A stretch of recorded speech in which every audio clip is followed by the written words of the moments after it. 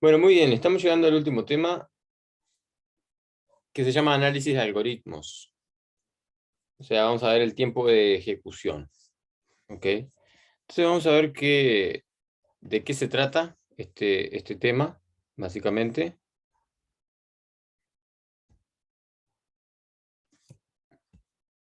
Entonces vamos a ver lo que son los conjuntos de órdenes. O sea, nosotros hablamos ya de algoritmos en el semestre pasado.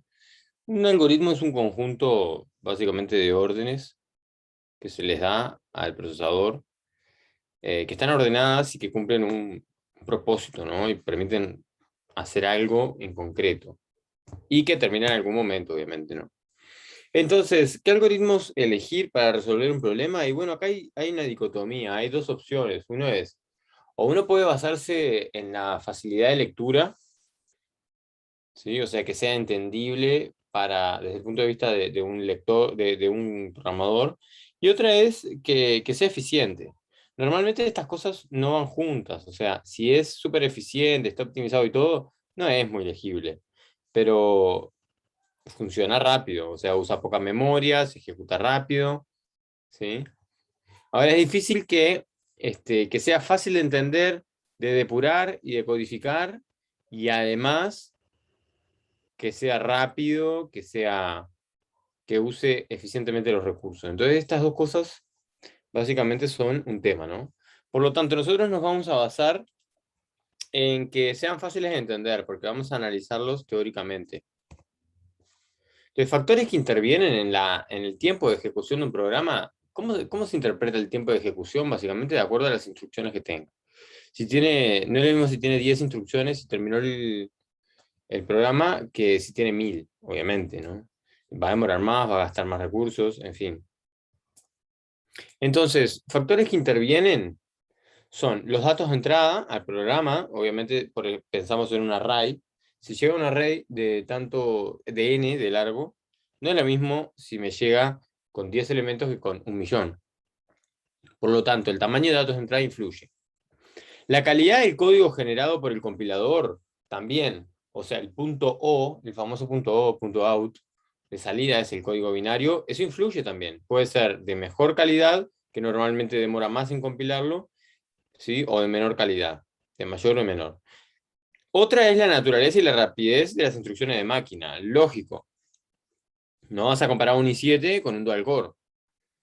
Entonces, evidentemente, la rapidez también va a influir en eso, el tiempo de ejecución, cuánto demora en ejecutar. Y otro es la complejidad del tiempo del algoritmo base. O sea, un algoritmo tiene cierta complejidad. Por ejemplo, si adentro de un for metes otro for y después otro for, todo eso se va a quedar exponencial, digamos. Ya no multiplicar, sino que se va a hacer exponencial. Porque se multiplica n por n por n si haces lo mismo n veces algo adentro. Entonces, de estos cuatro incidentes, o sea, factores que inciden, nos interesan el primero y el último. ¿Sí? O sea, los datos de entrada y la complejidad del algoritmo. Vamos a despreciar la naturaleza del código generado por el compilador y las instrucciones de máquina. Los vamos a despreciar. Entonces, el tiempo de ejecución del programa depende de la entrada y en general del tamaño de la misma. Por lo tanto, esta es la definición del tiempo de ejecución de un programa con una entrada de tamaño n. Por eso siempre va a depender del tamaño de entrada. Y vamos a hablar de T de n haciendo alusión al tiempo de ejecución dado un tamaño de entrada n. Hablar del tiempo de ejecución es lo mismo que hablar del número de instrucciones ejecutadas en la computadora, ¿sí? O sea que vamos a comparar cuántas instrucciones ejecutó o ejecutaría. Entonces, para el problema de ordenar una secuencia de elementos, n sería la cantidad de elementos, por ejemplo, ¿sí? O sea que t de n, el tiempo de ejecución dado esos n elementos, sería una constante, no importa cuál, por n cuadrado, porque sabemos que eso, por ejemplo, el algoritmo burbujas que conocíamos, aquel que combinaba dos for y hacía justamente el arreglo del orden, digamos, el ordenamiento, ¿sí? Daba vuelta a todo, usaba 2 for, por lo tanto eso, naturalmente tenía n cuadrado por una constante, que no importa cuál, ¿sí? En principio pensemos que es una constante a definir, llamémosle c. El tiempo en el peor caso se considera tiempo de ejecución para el peor caso. El tiempo promedio se considera el caso promedio, ¿sí? Normalmente el caso promedio es mejor caso más peor caso dividido 2. Nos vamos a centrar en general en T peor, ¿sí? Y lo llamaremos simplemente Tn. O sea que tiempo de ejecución para nosotros es en la peor condición, ¿sí?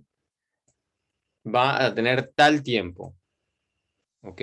No vamos a considerar el mejor tiempo, sino el peor, justamente, para tener una cota inferior, para decir, sabemos que pone este tiempo, menos de esto no va más de esto no va a poner, esto es en el peor caso. Y ahora entonces hablamos de un orden de crecimiento, o sea, la velocidad de crecimiento le llamamos orden normalmente, ¿sí? Y Tn es orden f de n, f de n es una función, puede ser orden constante, orden cuadrático, orden cúbico, ¿sí? Si existen constantes positivas c y n sub 0, tales que Tn es menor o igual, o sea, está acotado por la constante c por la función fn, cuando n es mayor o igual que 0, obviamente. En ese caso es una cota, ¿sí? Como ustedes veían en discreta, ya saben lo que es una cota, ¿sí? Es un tope máximo, en este caso, cota superior. Pero esa función es una cota superior para Tn. Entonces se dice que Tn tiene orden f de n, ¿sí? O sea, entonces la velocidad, o sea, la tasa de crecimiento de un programa se podría decir que tiene un orden. Por ejemplo, para no irnos por las ramas, tenemos este Tn. Alguien nos dice, che, mirá, vos tenés este Tn que es 3 a la n cubo más 2 por n cuadrado. ¿Cuánto es esto? Y bueno, es orden n cubo. ¿Pero por qué es orden n cubo? Uno podría decir, me quedo con el... Es como cuando uno hacía los límites, ¿se acuerdan en el liceo? Si es que fueran al liceo, porque algunos vienen de UTU. Cuando uno estudiaba analítica, bueno, pero lo tuvieron en matemáticas, yo creo, ¿no? En el semestre pasado. Cuando uno estudiaba el límite de algo, de una función, hacía aproximar a la n a infinito. Acá lo mismo, ¿sí? Si n creciera tanto, entonces lo que va a pasar es que va a predominar este. Ese le gana por robo a n cuadrado, que crece mucho más rápido el exponencial. Entonces, sean n sub 0 igual a 0 y la constante 5, por ejemplo, acá lo que estamos dando es un testigo, encontramos, n0 es igual a 0 y c es igual a 5, entonces ya tenemos naturalmente aquello que decía, ¿no? O sea, Tn es menor o igual que 5 por n cubo para todo n mayor o igual que 0.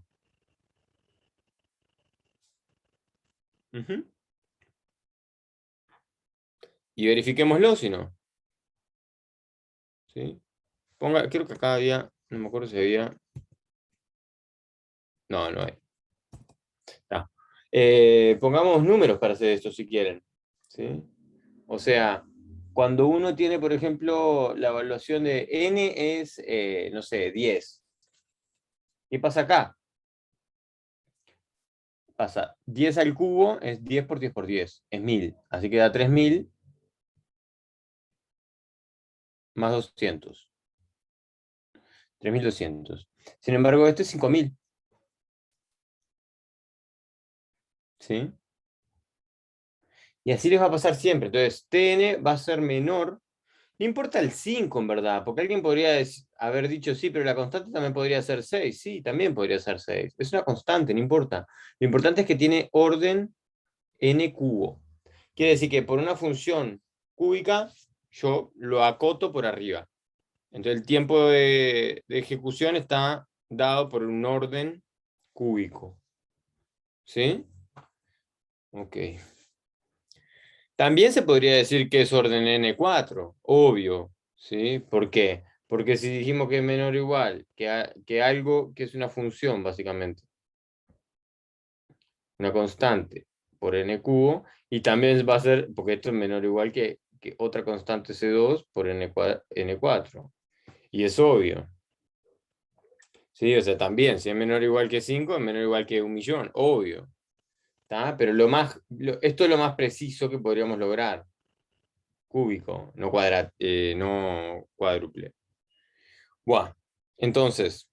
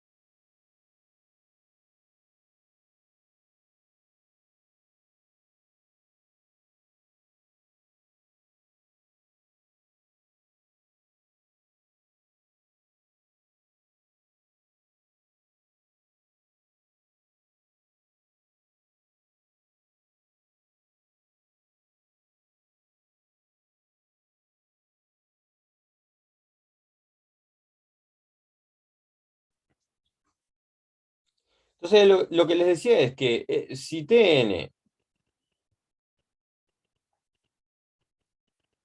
es menor o igual que una constante por n cubo, también se podría llegar a aseverar, aunque de forma más imprecisa, que es también de algo, por ejemplo, otra constante, no sé, C3 le encajé, y en vez de 3 4.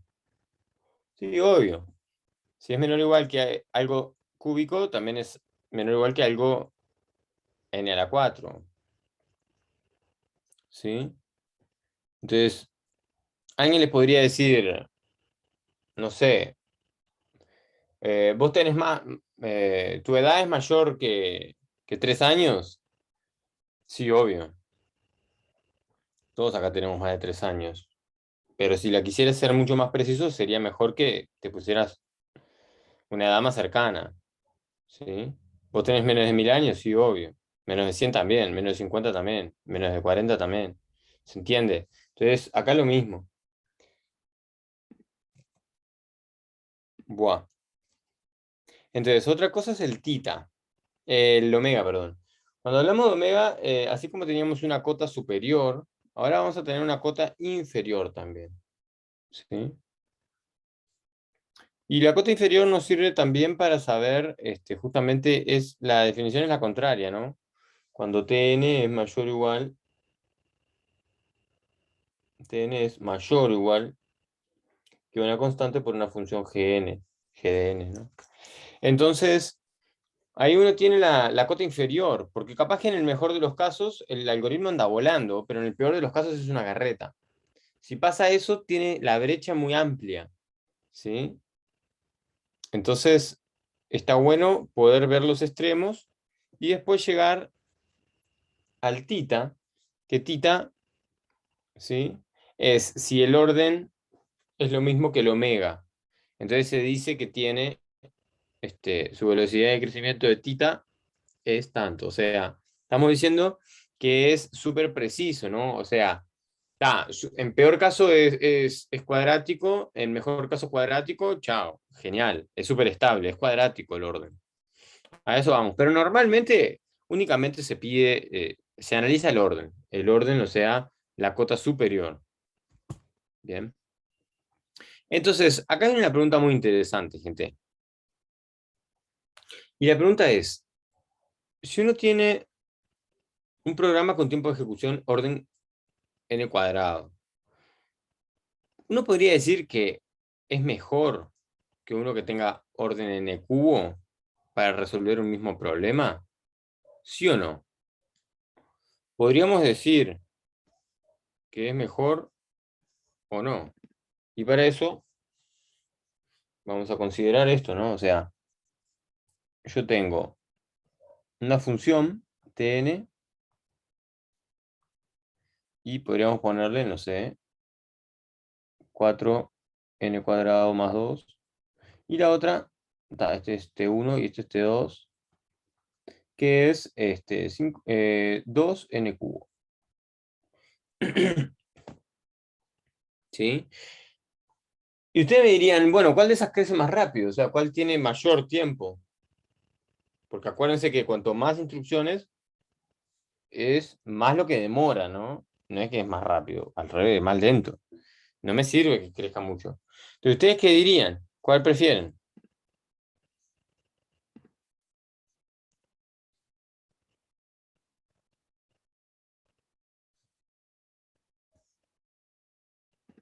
¿Cuál prefieren?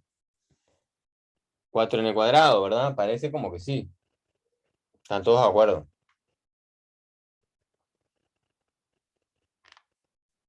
¿Sí o no? Y de acuerdo a lo que venimos viendo, sí, ¿no? Está clarísimo. Ok, pero les pongo otro ejemplo. A ver si esto funciona siempre o cómo es. Ustedes tienen un T1 de n que es 100n cuadrado. Y otro que es T2 de n que es 5n cubo. ¿Cuál prefieren?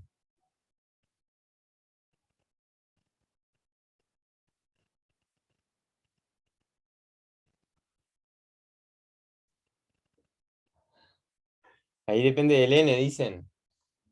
¿Por qué?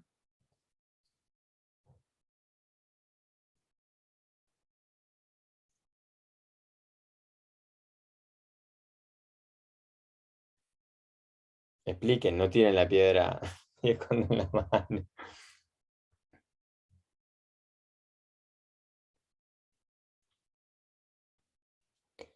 Porque si tiende a infinito, el cubo crece más. Muy bien, Agustín. Correcto. O sea, lo que pasa es lo siguiente, en verdad, siempre, ¿no? Tendiendo a infinito, ¿esto gana? Sí, obvio, esto gana, frente a este gana. Tendiendo a infinito, ¿este gana? Sí, obvio. Pero ¿qué pasa con casos pequeños? ¿Qué pasa con casos pequeños? Por ejemplo, yendo a la cortita, con n10, ¿qué pasa con n10? El T1 de 10 es 100, o sea, 10 por 10, 10 al cuadrado es 100 por 100, 10.000. Y este otro, 10 al cubo es 1000, entonces T2 de 10 es 5000. Yo prefiero toda la vida esta. Me llega a la mitad de las instrucciones. Le gana por el doble de rapidez. Pero sin embargo, cuando la n ya se hace más grande que 20, ahí ya estamos fritos. Entonces, conclusión de esto, ¿cuál es? La conclusión es que todo depende del tamaño de entrada. Entonces, si n es menor que 20, P2 es más rápido que P1. Pero si n es mayor que 20, P1 es más rápido que P2. ¿Sí? 20 justo es el caso límite, porque ahora vamos a ver después gráficas donde se cortan justo. ¿Sí? Después lo vemos. No nos adelantemos. Bueno, entonces, espero que haya quedado claro. Bueno, 20 en este caso es porque 20 es el límite. Cuando vos analizás, ahora después vamos a ver, pero te voy a mostrar igual, una gráfica así, ¿sí? Donde una es cuadrática, va, esa es la otra, no es esa, y la otra es tipo así. Bueno, este punto de corte, cuando lo bajabas acá, era N20. N20. Entonces, ¿qué pasa de acá para abajo? ¿Quién gana? Y gana esta, la cúbica. Y de acá para arriba, y gana esta. Perdón, gana la otra, gana esta. ¿Sí? ¿Se entiende? O sea, la que crece más empinado parecería perder, pero depende, porque si la otra hace así, en este punto, de acá para los n que sean pequeños, ¿sí? A mí me sirve que no crezca rápido, por lo tanto me voy a quedar con esta. Pero para allá, todo lo contrario, me va a quedar con esta, crece más lento. Esta se va, ¡pum!, empinado rapidísimo. Frente a un... No, no, siempre es 20, no, en este caso. No, en este caso, porque 20 es el lugar donde eran iguales.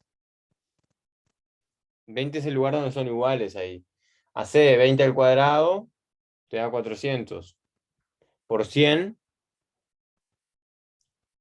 40.000. Y 20 al cubo es 8.000. Por 5, 40.000. Era por eso.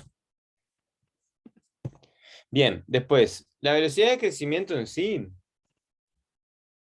determina la velocidad de crecimiento de un programa determina el tamaño de los problemas que puede resolver.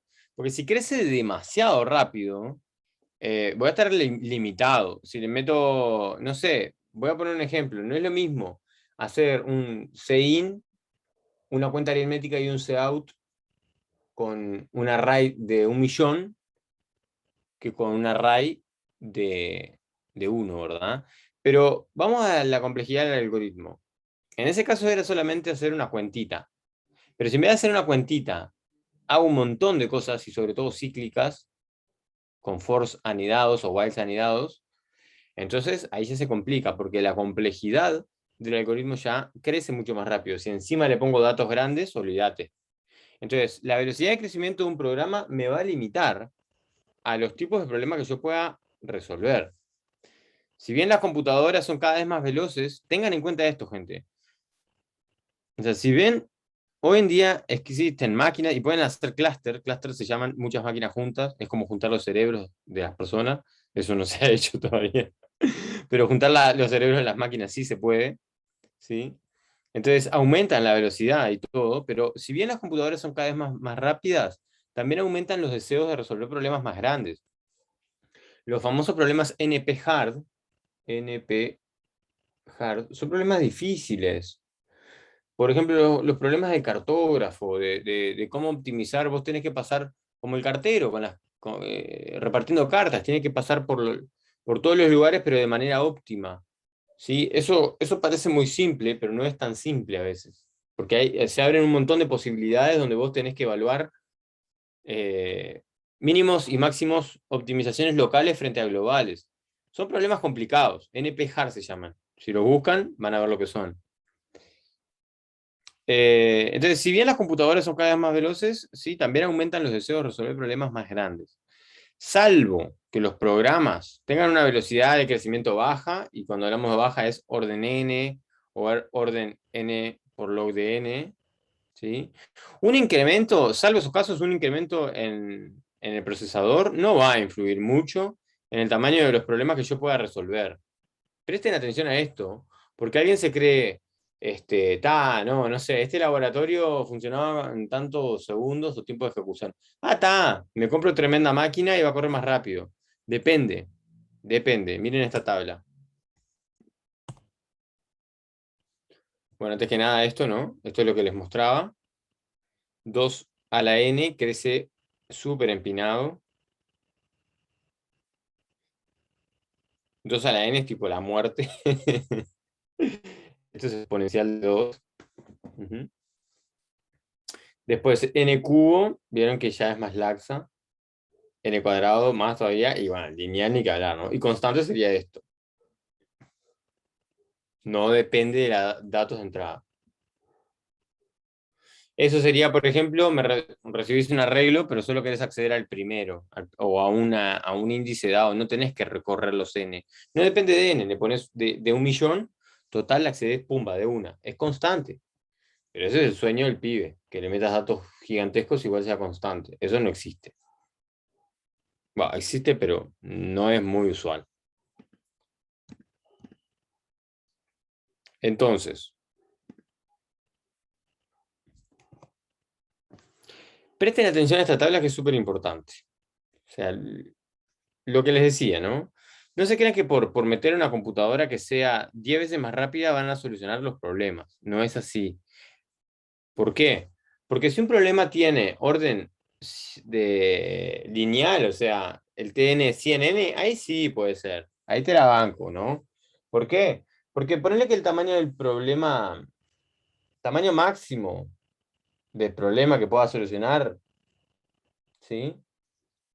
Es de, o sea, tamaño máximo del problema para 10 al cubo, ¿ok? Para un procesador de 10 al cubo es 10. Si yo aumento el procesador, este es el efecto de multiplicar por 10 la velocidad de la computadora. Si yo aumento por 10, entonces, en ese caso, obviamente, tengo hasta 100. Y si ustedes dividen esto entre esto, es 10. Por lo tanto, aumentó, si era lineal, aumentó con haber aumentado un procesador 10 veces más rápido, que es un viaje, literal, tener un procesador 10 veces más rápido que otro, ¿sí? Normalmente no es tan descabellado el salto, pero bueno. Entonces, con tener un procesador 10 veces más rápido, uno podría llegar a resolver problemas de hasta 10 veces más grandes, ¿sí? Si acá resolvías problemas de 10 al cubo, acá 10 a la 4, está de fiesta. Pero ¿qué pasa cuando es cuadrático? Bueno, si el algoritmo de un programa es cuadrático, entonces ya se complica, porque ponele que este, el tamaño del máximo problema para 10 al cubo es 14, ese es el tamaño de la n que podría manejarse, y si yo aumento en 10 la velocidad del procesador, podría como mucho el tamaño hasta 10, hasta 45. ¿Vieron? Antes era tamaño se la permitía hasta 10 y se aumentaba hasta 100. Acá 14 y si aumento el mismo procesador, acá llamémosle yo que sé, no sé, procesador 1 y este es 10 por procesador 1, ¿sí? El tamaño de los problemas que puedo resolver más grandes son de 45 dividido 14. Aumentó 3,2 nomás. Esto se debe a que este algoritmo no era tan eficiente como el otro, es orden cuadrático. Entonces, el cambio en la velocidad de la computadora no me gana tanto la cantidad de problemas de gran tamaño que pueda resolver.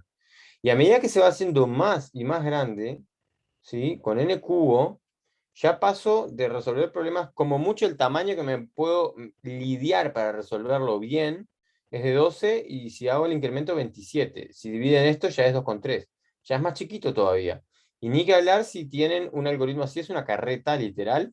Bueno, no quiere decir que sea una carreta porque lo hayan programado mal. Capaz que es un problema complejo. O sea, es un algoritmo, perdón, complejo. Entonces, si ustedes pueden hasta tamaño 10 bancar con un procesador y lo multiplican por 10 la velocidad, ahora van a poder 3, es muy poquito, o sea, 1,3 pudieron mejorar por haber cambiado 10 veces más rápido el procesador. ¿A qué se debe esto? A la complejidad del algoritmo. Era un algoritmo muy complejo, muy lento, digamos. Entonces, aunque la velocidad de la computadora la aumentemos en 1000%, que es un viaje, ya es casi imposible, bueno, juntando clusters sí podés.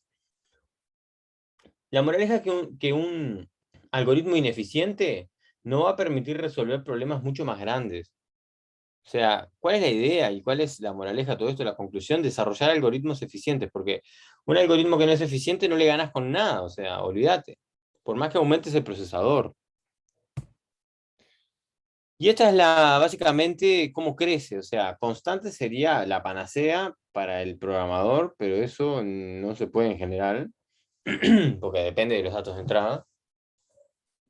Después viene el logaritmo, después el logaritmo al cuadrado, después n, que es lineal, después n log n es una combinación, después cuadrática, cubo, bueno, ya sabemos, n de la 4, 5, 6, 10, y acá, tipo exponencial, ya está, perdiste, ¿no?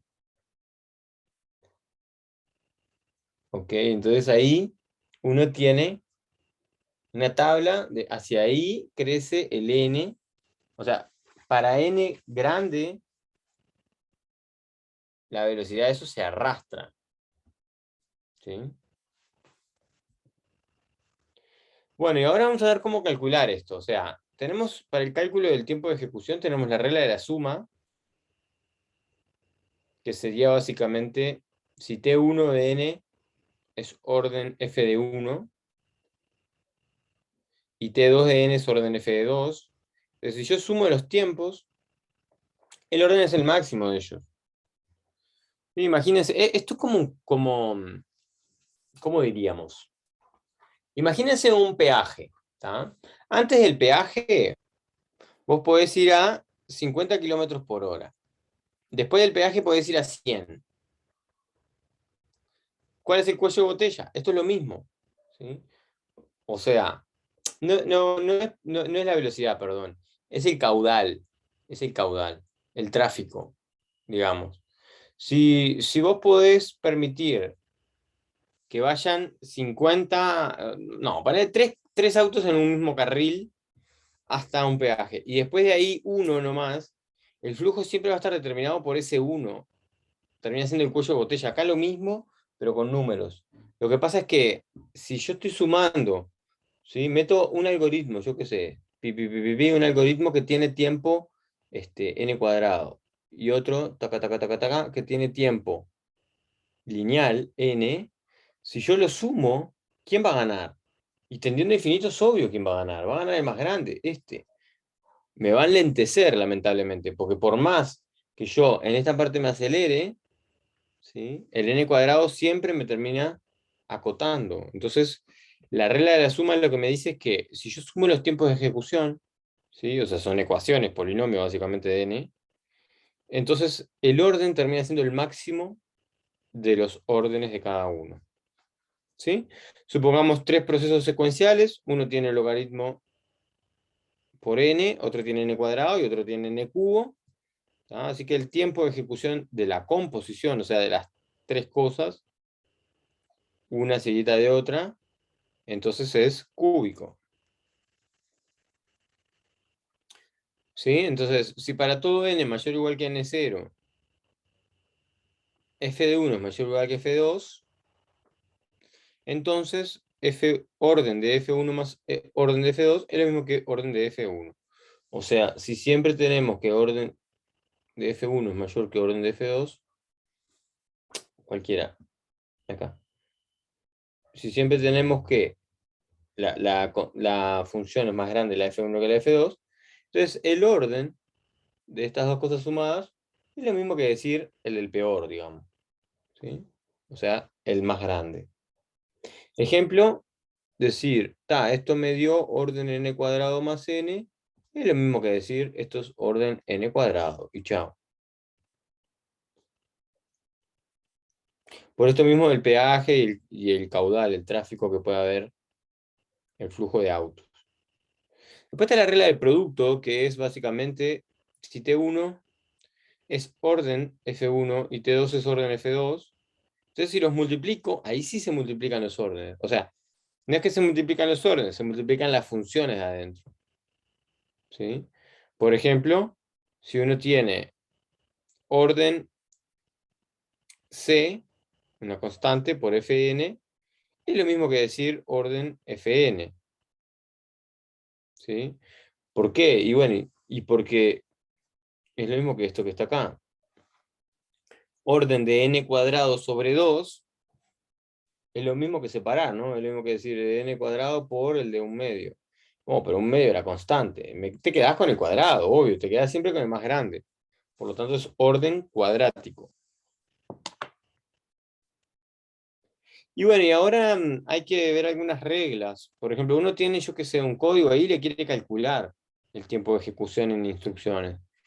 Entonces, para una asignación en general, lectura y escritura, uno considera que tienen orden constante. O sea, orden uno le decimos a las cosas cuando son constantes.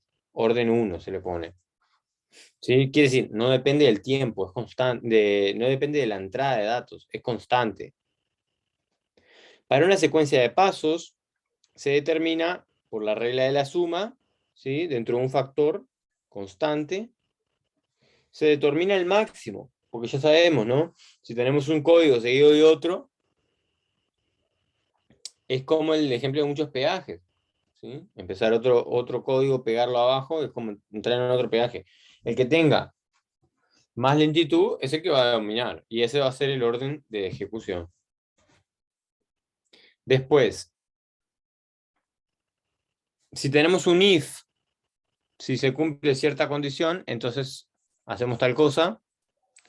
Entonces, obviamente tenemos que evaluar con la condición cuál es, y en casos normales la condición se evalúa y tiene orden constante, pero habría que ver, ¿no? Porque si uno hace if y en el if mete una función, olvídate, capaz que la función hace 1000 cosas y no tiene un tiempo de ejecución constante. Entonces ahí evidentemente se va a pinchar. Entonces, normalmente, bueno, en verdad habría que sí o sí contar la condición, pero lo que pasa comúnmente es que es orden constante. Entonces lo que termina incidiendo más es la sentencia. O sea, if, yo qué sé, n mayor que 3, entonces hace algo. Bueno, ese algo es lo que me va a determinar, ¿sí?, el tiempo de ejecución para un if.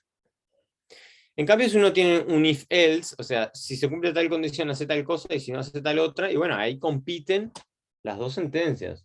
¿Cuál es la peor? Me quedo con la peor siempre porque hay que ver cuál es el orden que siempre está dado por la cota superior. ¿Sí? O sea, el tiempo peor de ellos, el más grande, es el que va a dominar.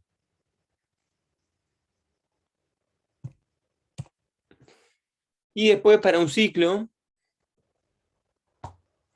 tenemos que Tn es la suma sobre todas las iteraciones del ciclo, del tiempo de ejecución del cuerpo y del empleado para evaluar las condiciones de terminación, obviamente, porque uno tiene while algo, entonces haces algo. Pero el while ese tiene una condición. Y lo mismo un for tiene varias, porque tiene la operación de siempre sumar al final, el i más o el i menos o lo que fuera.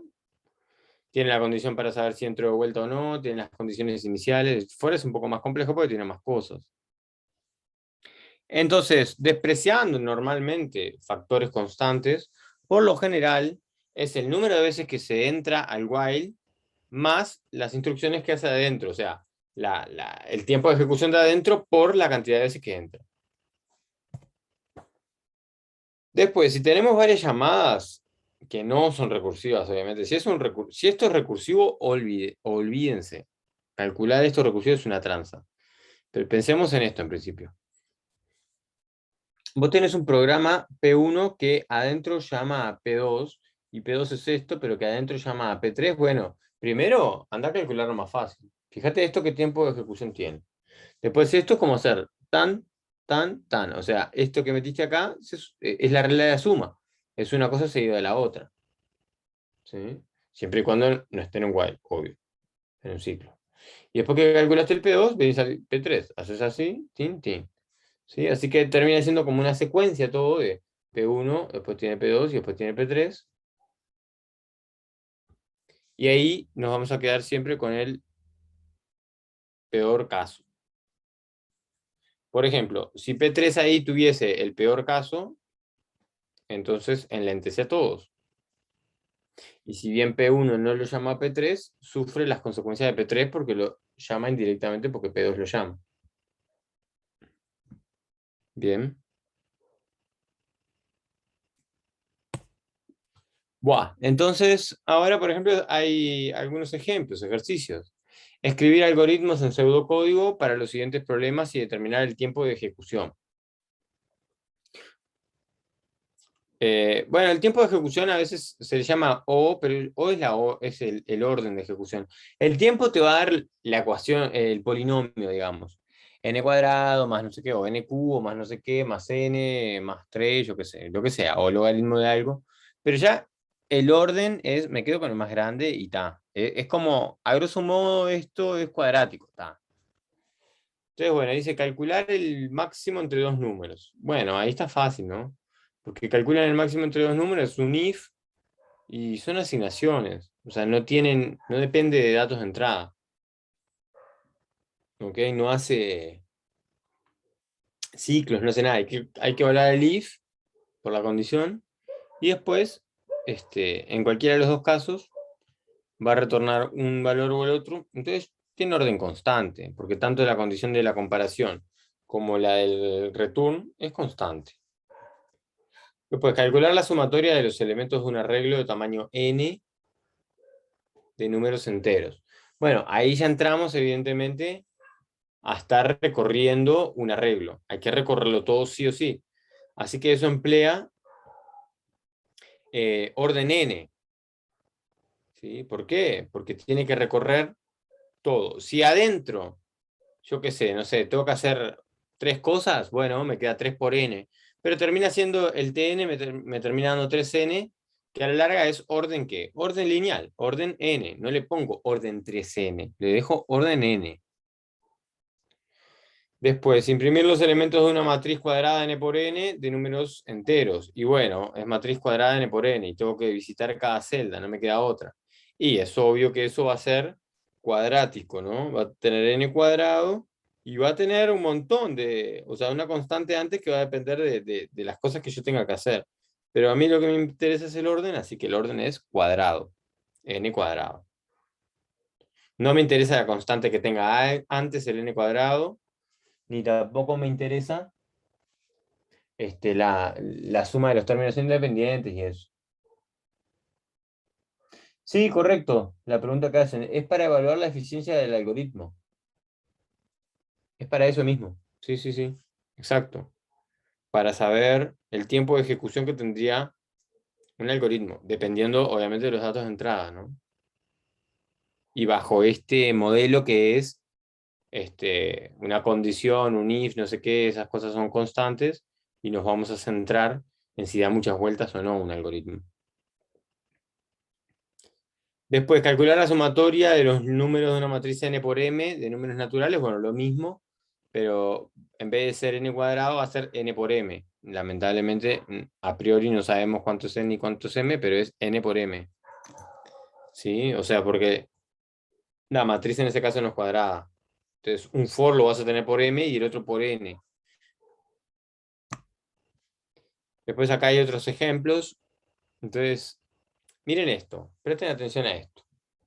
Lean un rato esto y díganme qué hacen y cuál es más eficiente y por qué. Está corrido el for ahí.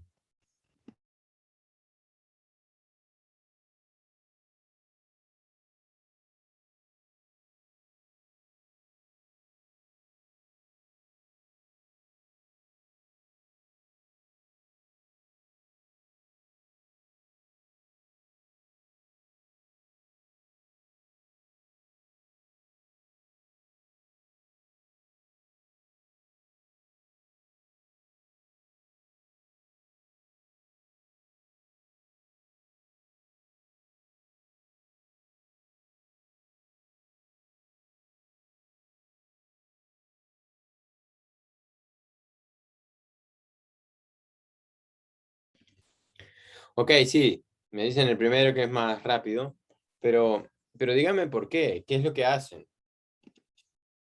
¿Qué hace el algoritmo? Muy bien, Ulises, hacen lo mismo. Hacen lo mismo.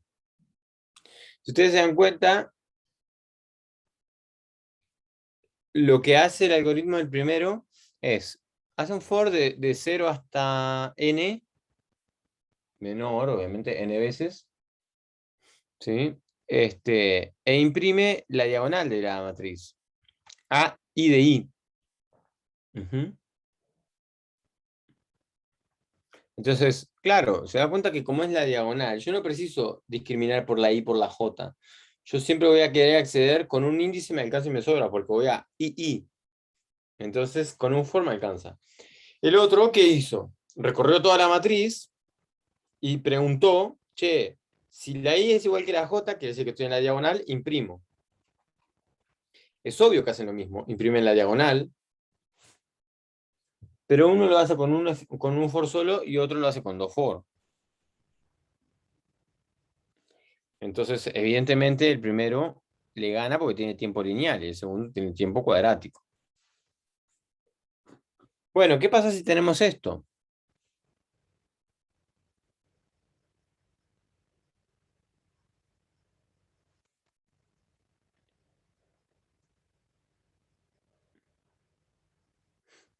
Ahí, si ustedes ven, el primero va hasta la n. Bueno, hasta n-1. N-1 veces hace lo de abajo. Pero lo de abajo, ¿qué es? Atenti, porque no es vuelta, no hace todo el barrido. En este caso no hace todo el barrido, sino que hace n-1 y la condición de entrada es i menor que j, o sea que va a depender del otro. Y para eso piensen en esto.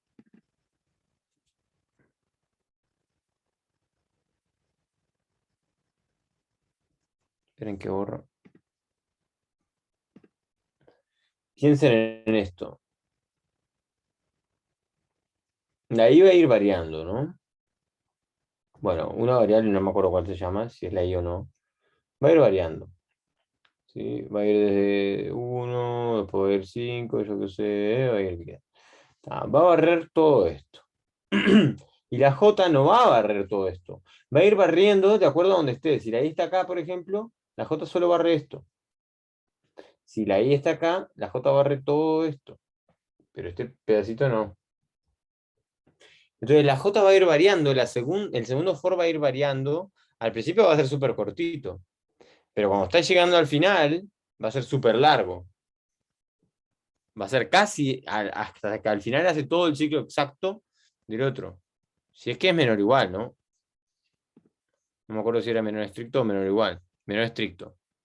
Está, pero se dan cuenta que lo que termina siendo es en el peor caso, no en el peor caso, a lo último termina siendo uno menos de todo el ciclo anterior y al comienzo empieza haciendo una sola cosa. ¿Sí? Esto es lo que termina haciendo, es ordenando. Ordena.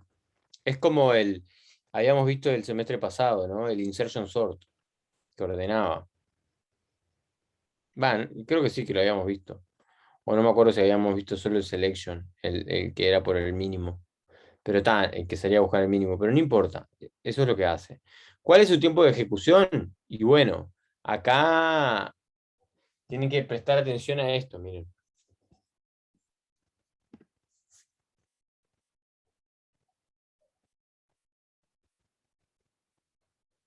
Acá no, uno tendría en principio, al principio, se ejecutaría, o sea, uno tiene un for, otro for, y acá tiene algo, una acción. Cuando recién está empezando, esta acción, ¿cuántas veces se ejecuta? Y como este recién empieza, está chiquito, entonces este for se hace una vez sola. Es uno. Pero en el siguiente ya es un poco más dos. ¿Sí? Pero después cuando la i vale 3 y hace un poco más 3 y más 4 y más 5 y más hasta que sea, dada la condición inicial, poner que sea n-1, yo qué sé, que normalmente creo que ese decía n-1. Por lo tanto, esto es la sumatoria de i desde 1 hasta n-1. Y eso sabemos que es igual a qué? A n por n-1 dividido 2. Esto lo dijo Gauss. Y esto me termina dando, vamos a aproximarlo a n cuadrado, porque va a ser el orden, ¿no? Orden n cuadrado. Si quieren hacer todas las cuentas en detalle, las pueden hacer, obviamente. Es igual n cuadrado menos n ¿sí? N cuadrado menos n, y todo esto dividido 2. Pero sabemos que el orden de esto sería orden n cuadrado. Por lo tanto, no sé si me quedó por ahí abajo si se ve bien o mal, pero es orden n cuadrado este algoritmo. ¿Sí? Sin embargo, es un poco más eficiente que un burbuja que sería tipo todo así, literal, n por n. Porque va cortando cada tanto. ¿Vieron? Cuando la IVA está por acá, no hace todo esto largo, hace un poquitito. Pero de todas maneras, termina siendo orden cuadrático.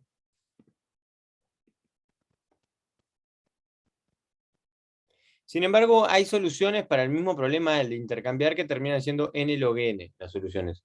No las vamos a ver, son un poco más complejas, ¿sí?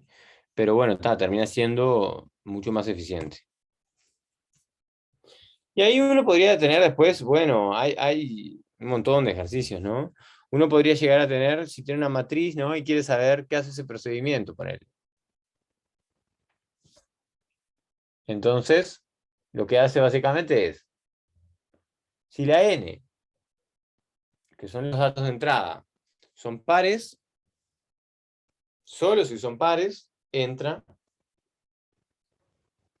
y hace algo. Hace todo un for, y en el else hace otro algoritmo que tiene dos for. ¿Cuál van a considerar cuando hacen el orden? Como dijimos, el tiempo de ejecución siempre va a considerar el peor caso. Por lo tanto, el peor caso acá, ¿cuál sería?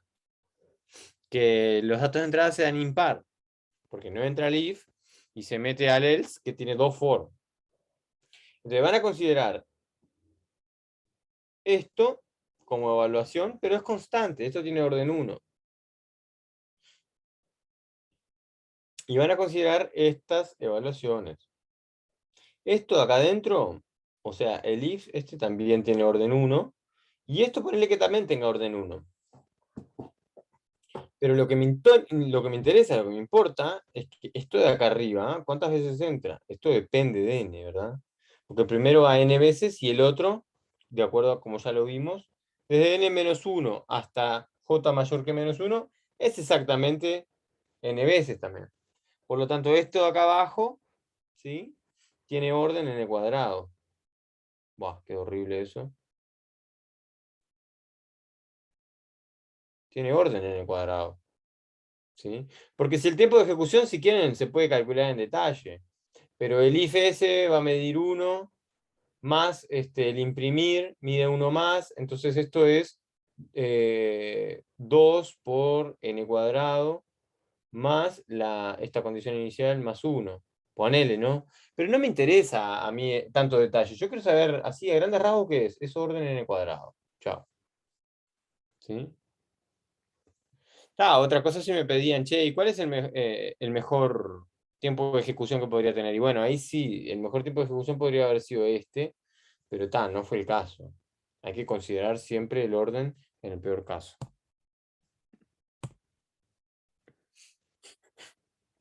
Bueno, después uno tiene ahí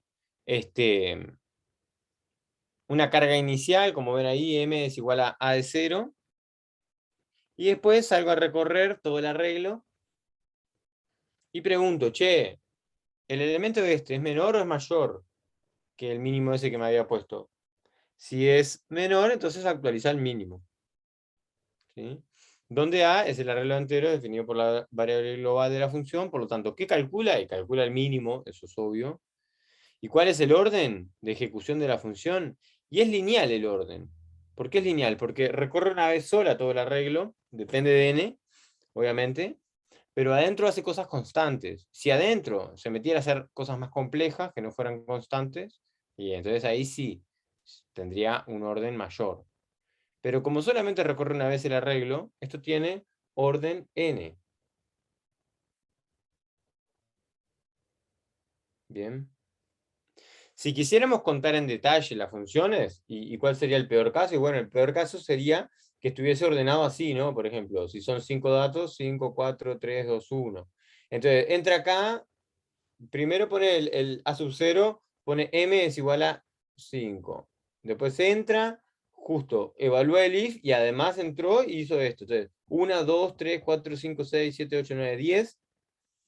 10 veces, que son la TN sería 10. No, en verdad hace una menos. Bueno, vamos a dejarlo en términos de n, ¿no? Sería n-1 son las recorridas que hace, ¿sí? Por 2, que serían las dos cosas que hace adentro, porque hace un if de acá y hace una asignación acá. Ah, y hace un return al final, así que más el return del final, más la asignación primera. Así sería 2 n-1, n-1 lo podemos arreglar. Nos queda tn es igual a, nos queda 2n, 2n, menos 2, más 2, o sea que se van. Y chao, nos quedó redondito, 2n. Total, lo que me interesa acá es que tiene orden lineal. Eso es lo que interesa. A menos que le pidan el tiempo de ejecución así en detalle, normalmente lo que se pide es el orden. Pero está bueno saberlo, ¿no? Es contar las operaciones, básicamente. Bueno, después ahí tiene, yo qué sé, otro procedimiento, otra operación, ¿sí? Donde tienen el primer for, entra y tiene una condición, mientras que i sea menor que n, and no está, porque esta es un booleano que está en false, en principio. Entonces hace algo, y ahí pregunta, if a es igual a no sé qué, entonces se mete en el for. Entonces, obviamente que esto va a depender, los peores casos vendrían dados porque todos los elementos del arreglo fueran iguales, y fueran igual justamente acá, al número que te da. Porque si ustedes ven, el peor caso es cuando siempre entra el if, porque ahí se mete con este choclo que es un for.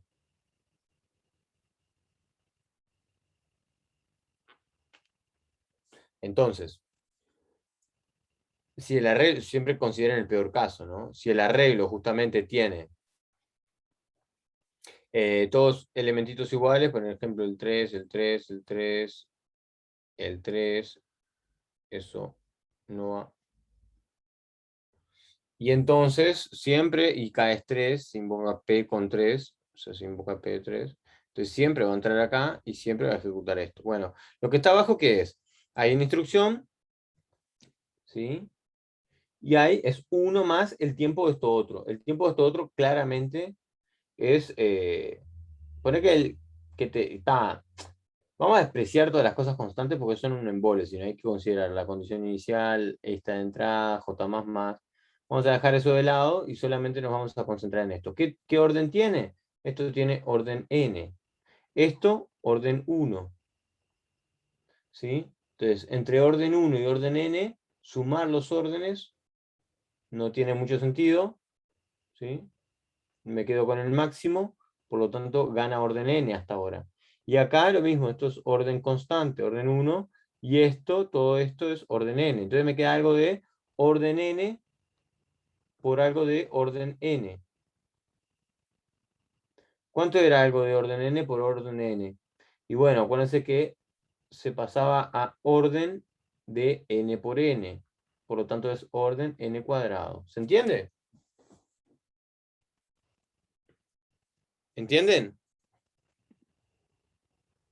Sí, ¿verdad? Genial. Buenísimo.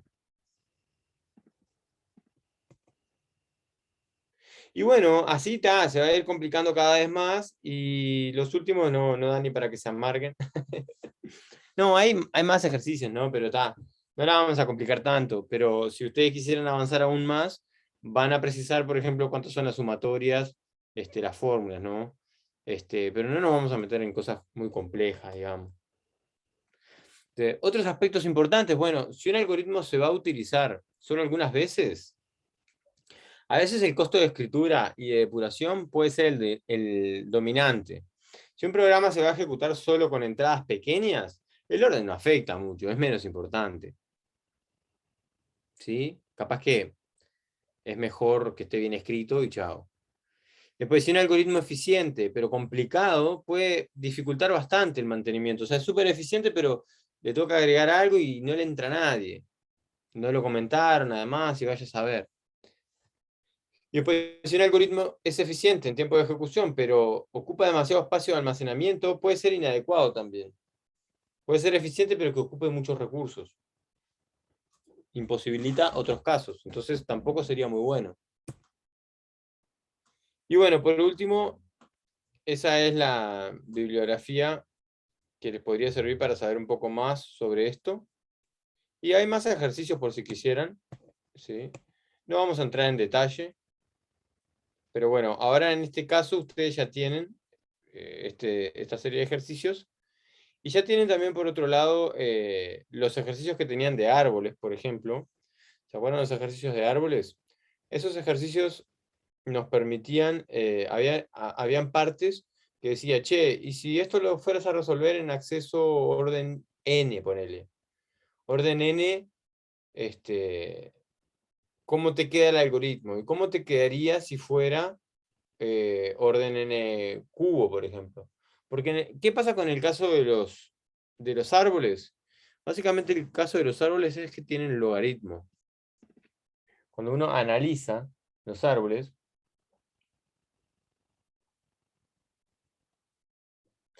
entonces ahí lo que tiene básicamente es que si quiere, no sé, ir a buscar un elemento X, y está ordenado obviamente, entonces lo que va a hacer es, se gana, al estar parado acá yo me gano la posibilidad de decir, che, si es menor ya descarto todo esto y me gané la mitad del problema.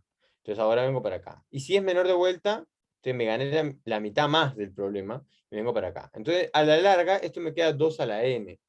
Por lo tanto, 2 a la n sería el inverso de eso, en verdad es lo que me ahorro, ¿no? Me ahorro y el algoritmo queda en log en base de 2 de n. Y esto es un golazo. O sea, es logarítmico. Eso es toda la vida mejor que una lista. Porque una lista maneja n, ¿verdad? O sea, el orden del acceso directo así, recorriendo. Si estos son n elementos, o sea, va a ser orden n. En cambio, si yo almaceno la misma información, pero en un árbol, va a ser log de n, que le pasa el trapo. ¿Se entiende? Entonces, en el práctico de árboles había varios ejercicios de estos. En verdad, voy a ponerlo ya.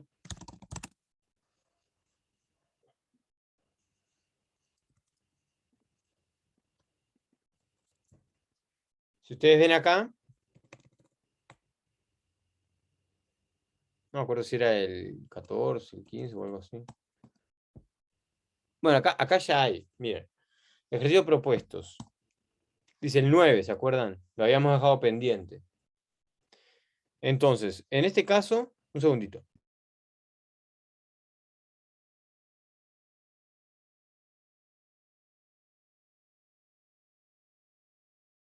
En este caso, uno tendría el ejercicio 9.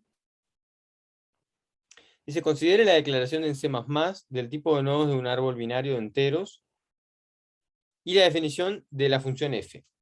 Hay que ver la función f qué hace, ¿no? Obviamente. Entonces dice, if t es igual a null, return c es igual a 0. O sea, eso es un booleano, ¿no? Else, if t es flecha info es igual que x, entonces return f de tisc x1, else return f de otra cosa. Pero obviamente que es recursiva. ¿Qué retorna la función f? Y bueno, a pensar, se escuchan ofertas.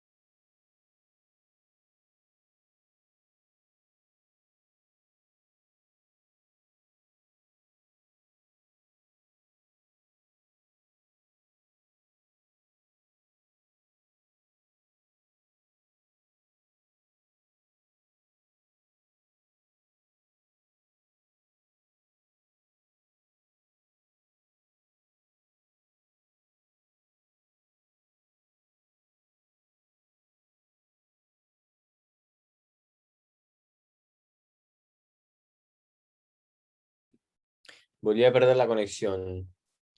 Buah, a ver, ¿me escuchan bien?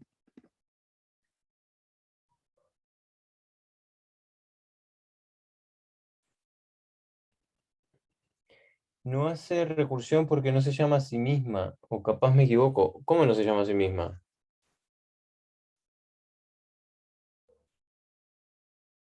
F, return F y F.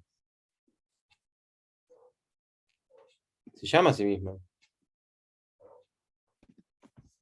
Entonces, lo que hace es que si T es null, si el árbol es nulo, retorna si es que C llegó a cero o no.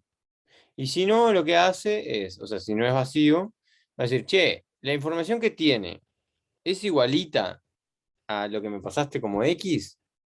Ponele que sí, entonces retorna F, la misma función, pero pasándole el árbol de la izquierda con el mismo X, bajándole un nivel. Ujú. Y si no es el mismo, la información, entonces va a retornar la misma función, pero llamando a la derecha con un X y con C. Vamos a poner unos casos de prueba. También medio extraño, ¿no? Si uno pone, por ejemplo, ahí está el 4,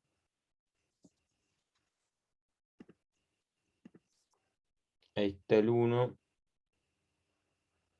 ahí está el 10, y ahí está el 6. Alice binaria a propósito de búsqueda. Entonces dice,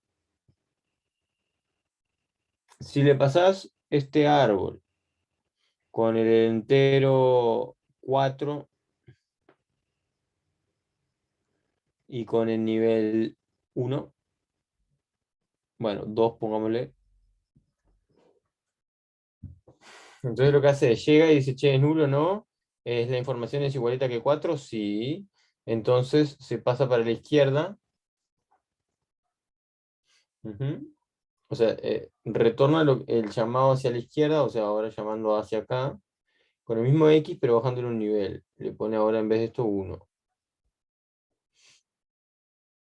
Y cuando llega acá dice, che, ¿es nulo o no? Che, ¿la información es igual? No, ni ahí. Entonces retorna a la derecha con todo lo mismo. Ok. Entonces, la pregunta básica, me parece, es, se dan cuenta que el C solamente va a ir bajando uno cuando lo encuentra la información. Cuando encuentra la información, baja con el C. Y lo último, lo que le termina resultando es que si cuando llegaste a nulo, la C fue cero, entonces devuelve true, y si no, devuelve false. ¿Sí? Entonces lo que está diciendo básicamente es que el elemento era, el elemento está o no está. Si el elemento está, baja de nivel y te pone cero. Bueno, si el elemento está y la constante fue cero, ¿no? O sea, si la constante es medio tranza. Si la constante es cero, sí, puede retornar bool, Rodrigo, porque para C++, int y bool es lo mismo. Más bien, bool se puede entender como int. C es igual a cero, te devuelve 1, 0, te devuelve true o false. Es usual encontrar eso. Sí, sí. Sí. Buah, entonces, es medio extraña, ¿no? Esta función. Es medio extraña. ¿Qué hace? Pregunta, el último punto y coma no está de más. Sí, sí, sí, sí. Obvio, más bien. Está todo mal el código ahí. Está. Entonces, más allá de esto, vamos a ignorar esto. Dice, ya tiene la cantidad de nodos visitados por la función cuando recibe como parámetro un árbol binario de nodos. Supongamos que el árbol binario pasado por parámetro es aquel que hace a la función f visitar la mayor cantidad de nodos, o sea, el peor caso. Y el peor caso, Ok, es cuando se va por la rama de la hoja más larga. Plantear una recurrencia para Tn en esa situación y resolverla. ¿Cuál es el orden de tiempo de ejecución de f en el peor caso? Y bueno, acá tiene que ver con esta última cuenta que dice por acá, ¿no? O sea, evidentemente el peor caso sería cuando entra a todos los if, y agarró justamente por la rama más larga. Se fue bien contra la derecha. Por ejemplo, en nuestro caso pasado, a ver si puedo presentar una pizarra. En el caso pasado, si hubiese encontrado acá el elemento y después bajaba y bajaba y bajaba, por decir algo, ¿sí? Acá encontraba el elemento y después iba bajando hacia acá y después iba bajando hacia acá y hacia acá. Entonces, el camino más largo, el recorrido del árbol, es el que me termina limitando. O sea que es la altura del árbol, los pasos que da.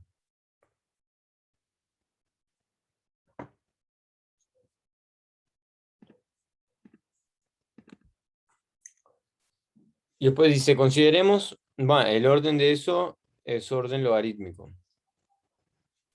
Consideramos ahora que se pasa como parámetro a la función f un árbol binario completo, o sea, está todo lleno, con altura h es igual a n es igual a 2h más 1 menos 1. Está, o sea, está completo, ¿no? ¿Cuál es el orden de tiempo de ejecución de f en el caso de árboles con esas características? Justifique. Y bueno, está, y ahí va a ser siempre el peor de los casos. Es medio pirado este ejercicio, pero bueno, estamos yendo para que conozcan. Porque habían algunos ejercicios justamente que les pedía, por ejemplo el 12, ¿no? También, que decía, declare la función en C++ del tipo de nodos de árboles binarios de búsqueda, se pide. Definir una función que dado un árbol binario de búsqueda de enteros retorne true, sí, solamente sí. El árbol tiene 2 a la h más 1, h es la altura, menos un nodo, o sea, si está completo, siendo h la altura. La altura de un árbol es vacío, perdón, de un árbol vacío es menos 1 y la de un árbol hoja es 0. Entonces, bueno, ahí básicamente pedía fijarse si estaba completo. Si A es un árbol binario de búsqueda de enteros, tal que f de A es true, ¿qué características estructural tiene? Y bueno, ahí mucho mejor, ¿no? Porque si es binario y lo que queremos retornar, o sea, que busque un entero y recorra, evidentemente que si era común y corriente,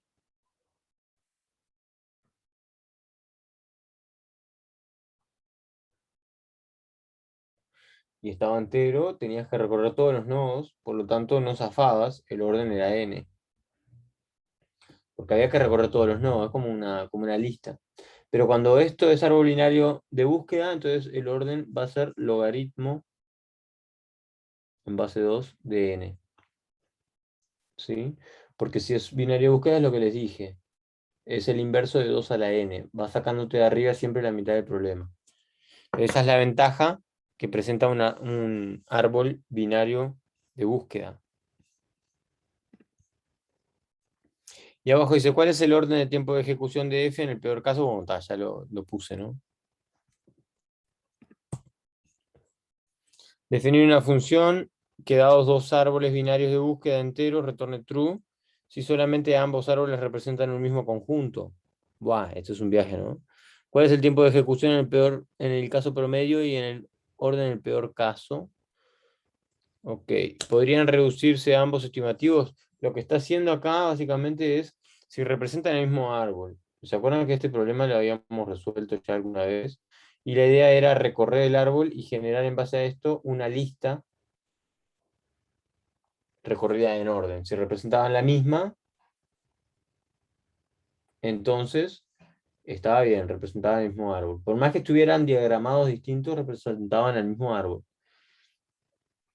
Entonces, para hacer eso, es un viaje, ¿no? Porque hay que recorrer todos los nodos, o sea que ahí ya tiene n dos veces, o sea, 2n para recorrer los dos árboles, y después de ahí generas una lista y tenés que salir a recorrer la lista. Por lo tanto, ahí tenés otra n más para comparar. O sea, ese es un problema un poco más extenso. Y bueno, y después tenías, habían algunas funciones más, pero lo que importa es que les haya quedado claro por dónde venía este nuevo tema, ¿no? O sea, quedó claro cómo definimos el tiempo de ejecución, cómo comparamos los algoritmos. ¿Se entiende eso?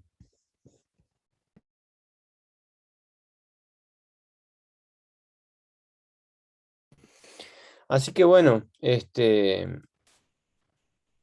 vamos a ir dejando por acá la clase de hoy y mañana haremos repaso de todo, porque el temario del curso ya está liquidado, y ahora nos queda básicamente repasar y prepararnos para el parcial. Sí, para el parcial va este tema también. Mañana lo vamos a repasar, vamos a ver exámenes anteriores, parciales anteriores. Les voy a pasar las propuestas también anteriores para que ustedes puedan practicar y las soluciones de los que hay. No hay de todo seguramente. Y bueno, básicamente, igual va a ir muy poco este tema, ¿no? Ponerle que vayan no, 10 puntos, 10 máximo 15 porque no lo vimos en súper gran detalle. ¿Tá? Siempre va normalmente poco este tema, pero va. O sea, los temas principales ya sabemos cuáles son: árbol binario de búsqueda y árboles generales, con las dos representaciones posibles. Bien, ok, genial. Sí, obvio, como siempre, paso la clase y los materiales, el teórico nuevo. Bueno, gente, nos vemos mañana entonces a las 3 de la tarde.